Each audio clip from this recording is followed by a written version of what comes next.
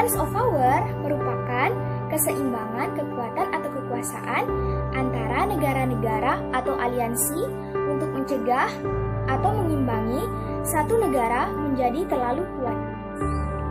Adanya balance of power ini adalah agar negara tidak dapat memaksakan kehendaknya dan mengganggu kepentingan dari negara lain. Keseimbangan ini bertujuan agar terciptanya keteraturan dalam struktur internasional. Di dalam balance of power terdapat 3 tipe. Yang pertama, unipolarity adalah kondisi di mana hanya ada satu negara yang mempunyai kekuatan besar dibandingkan dengan kekuatan lainnya. Yang kedua, bipolarity adalah kondisi terjadinya pemusatan kekuatan di 2 negara atau aliansi. Dan yang ketiga adalah multipolarity, yaitu kondisi terjadinya 3 negara atau aliansi yang memiliki kekuatan yang sangat besar. Tujuan dari balance of power yang pertama, membendung negara tetangganya untuk menjadi lebih kuat dan menjaga keseimbangan dari negara tetangganya. Yang kedua, menciptakan kestabilan keamanan domestik antar negara tetangganya. Ketiga, membendung lahirnya sebuah kekuatan besar yang mampu menjatuhkan yang lemah. Yang keempat, menyelaraskan kedudukan kekuasaan yang dimiliki oleh tiap-tiap negara. Yang kelima, menata relasi hingga tidak ada negara yang kedudukannya lebih besar di atas negara-negara lainnya. Cara-cara negara dalam mempertahankan balance of power. Yang pertama, dengan cara meningkatkan kekuatan negaranya sendiri. Yang kedua, dengan cara menjalin kerjasama atau aliansi dengan negara lainnya. Contohnya seperti pada saat Perang Dingin antara Amerika dan Uni Soviet sebagai negara yang berkuasa pada saat itu, yang terus menyepadankan kekuatan mereka dengan cara meningkatkan kemampuan militernya dan membentuk kerjasama atau aliansi dengan negara-negara lainnya. Dapat disimpulkan bahwa balance of power memberikan pengaruh yang luar biasa di aspek internasional. Tanpa adanya keseimbangan kekuasaan ini, maka dapat dipastikan akan ada negara yang terunggul di antara semua negara-negara yang ada dan akan memonopoli negara-negara lainnya. 5 unit analisa di dalam hubungan internasional. Yang pertama, perilaku individu, yaitu adanya fenomena di dalam hubungan internasional diakibatkan oleh perilaku-perilaku individu yang saling berinteraksi di dalamnya. Oleh karena itu, untuk memiliki pemahaman terhadap hubungan internasional, kita terlebih dahulu harus mempelajari sikap dan perilaku tokoh-tokoh utama dalam pembuat keputusan, seperti kepala pemerintahan, menteri luar negeri, penasihat keamanan, dan sebagainya. Yang kedua, perilaku kelompok, yaitu hubungan antar berbagai kelompok kecil di berbagai negara, yang berarti bahwa hubungan internasional bukan ditentukan oleh perilaku individu, melainkan oleh sebuah kelompok kecil seperti kabinet, dewan penasihat keamanan, dan sebagainya. Yang ketiga, negara bangsa, yaitu semua pembuat keputusan dimanapun berada pada dasarnya berperilaku sama apabila menghadapi situasi yang sama. Dengan hal tersebut, kita dapat menelaah di dalam proses pembuatan keputusan di dalam hubungan internasional, yaitu politik luar negeri oleh suatu negara bangsa dianggap sebagai satuan yang utuh, dan di dalam hubungan internasional pada dasarnya diungguli oleh perilaku negara bangsa. Yang keempat, kelompok negara bangsa, yaitu bahwa dalam tindakannya tidak dilakukan secara sendiri-sendiri, melainkan dilakukannya sebagai kelompok. Pada dasarnya, hubungan internasional merupakan interaksi yang membentuk pola dan pengelompokan. Oleh sebab itu, yang harus dipelajari adalah dengan menghimpunkan negara-negara, seperti penghimpunan regional, penghimpunan aliansi, penghimpunan blok ideologi, dan penghimpunan dalam perserikatan bangsa-bangsa. Yang kelima, sistem internasional, yaitu sistem yang terdiri dari bangsa-bangsa di dunia ini dan adanya interaksi di antara mereka. Sistem internasional dianggap sebagai penyebab terpenting terjadinya perilaku negara bangsa. Dengan adanya sistem itu dan adanya perubahan-perubahan yang telah dialaminya selama ini, telah menentukan perilaku aktor-aktor hubungan internasional yang ikut terlibat di dalamnya. Pengetahuan terhadap pertumbuhan sistem beranggotakan negara-negara dapat dimanfaatkan untuk menegaskan perilaku aktor-aktor dalam hubungan internasional yang terlibat di dalamnya.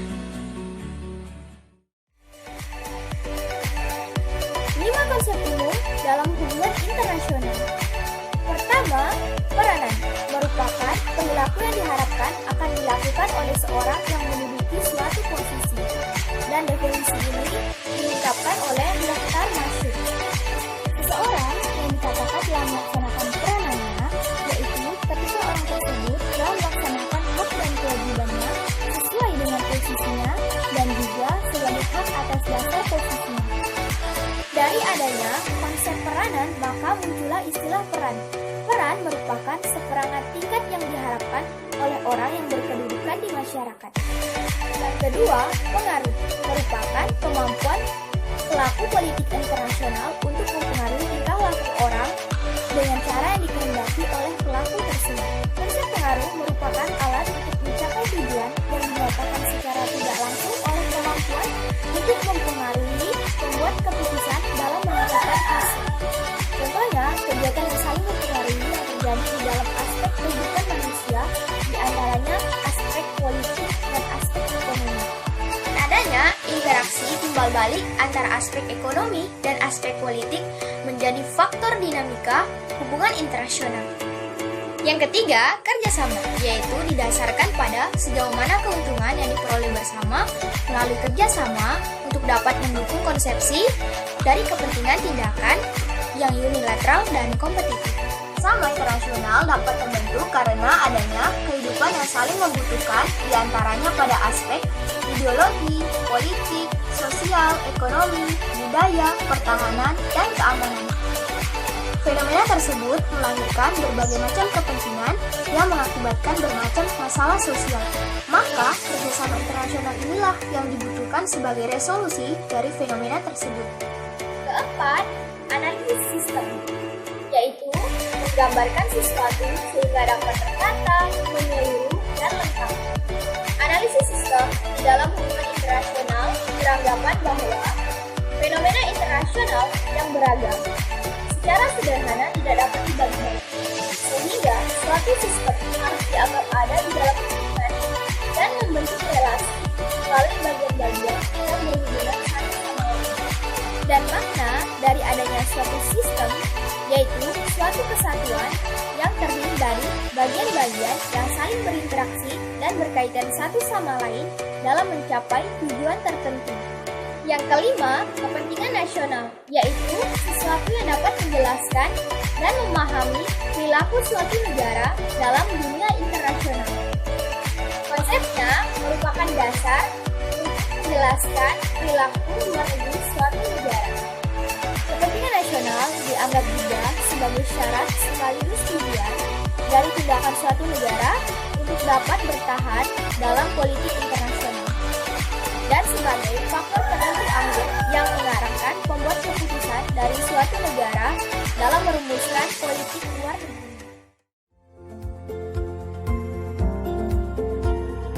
Yang pertama, hukum objektif, yaitu penentu dari hukum yang berakar pada kodrat manusia. Karena untuk memperbaiki masyarakat, maka kita terlebih dahulu harus mempelajari atau memahami hukum yang mengatur masyarakat itu sendiri. Hal ini membuat rasionalisme percaya yang memungkinkannya untuk mengembangkan teori rasional yang mencerminkan hukum objektif yang dianggap dapat membedakan kebenaran secara objektif dan rasional. Yang kedua, power, yaitu kekuasaan yang dianggap terlalu memaksakan disiplin intelektual yang memasukkan tatanan rasional ke dalam permasalahan politik. Pendapat realis terhadap politik internasional akan berwaspada pada dua kesalahpahaman, yaitu pada motif dan preferensi ideologis. Bahwasannya, realitas politik penuh dengan ketidakpastian dan keadaan yang tidak masuk akal dari sistem ini, serta berpengaruh terhadap pengambilan kebijakan luar negeri. Yang ketiga, dinamis, objektif, dan universal, yaitu kepentingan itu sifatnya dinamis, objektif, dan universal. Keberagaman akan kepentingan menentukan tindakan politik suatu negara yang dapat dilihat pada konteks politik dan kebudayaan. Sebuah kepentingan itu sifatnya harus selalu bergerak sesuai dengan politik internasional, karena setiap negara memiliki kepentingan yang berbeda-beda dan dapat berubah sesuai dengan kondisi dan situasi tertentu. Yang keempat, prinsip moral universal, yaitu bahwa tidak ada tuntutan sikap negara, meski sikap negara jelas akan memiliki keterkaitan etika dan moral. Pada dasarnya, realisme politik menyadari akan pentingnya moral dari tindakan politik bagi individu. Akan tetapi, hal itu tidak dapat diterapkan di dalam tindakan negara dalam mengambil keputusan luar negeri. Yang kelima, serangkaian prinsip universal, yaitu bahwasannya tidak ada serangkaian prinsip-prinsip moral yang disetujui secara universal. Oleh sebab itu, untuk dapat menilai bangsa lain, maka terlebih dahulu kita harus menilai bangsa kita sendiri. Dan setelah menilainya, maka kita akan mampu untuk menghormati kepentingan-kepentingan dari negara lain. Yang keenam, perbedaan politik dan paradigma.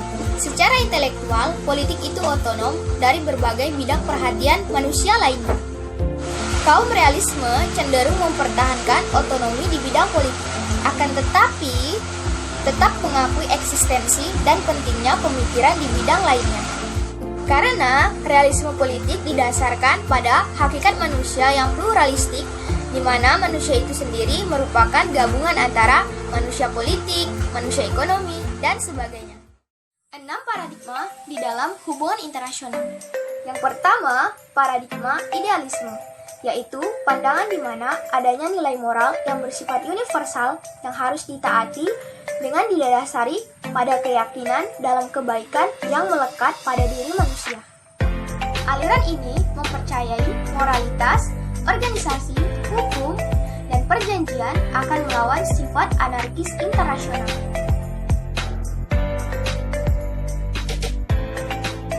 Yang kedua, paradigma realisme. Pandangan ini berasumsi bahwa manusia memiliki sifat yang egois, yaitu mementingkan dirinya sendiri, mengejar kekuasaan, dan tidak mengenal adanya pemerintah internasional. Bagi realisme, yang terpenting dalam suatu negara adalah kekuasaan untuk mencapai keamanan dan kedamaian.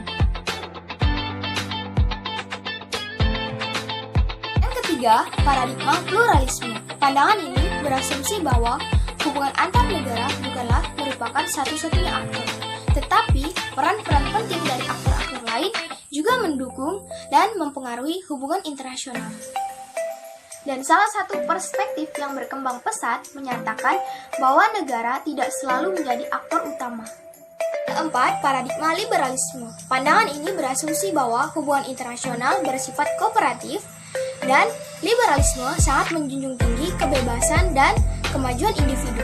Bagi perspektif liberalisme, bahwa negara dapat terbentuk dari adanya individu-individu yang mempunyai kepentingan bersama sehingga mencapai sebuah kebahagiaan.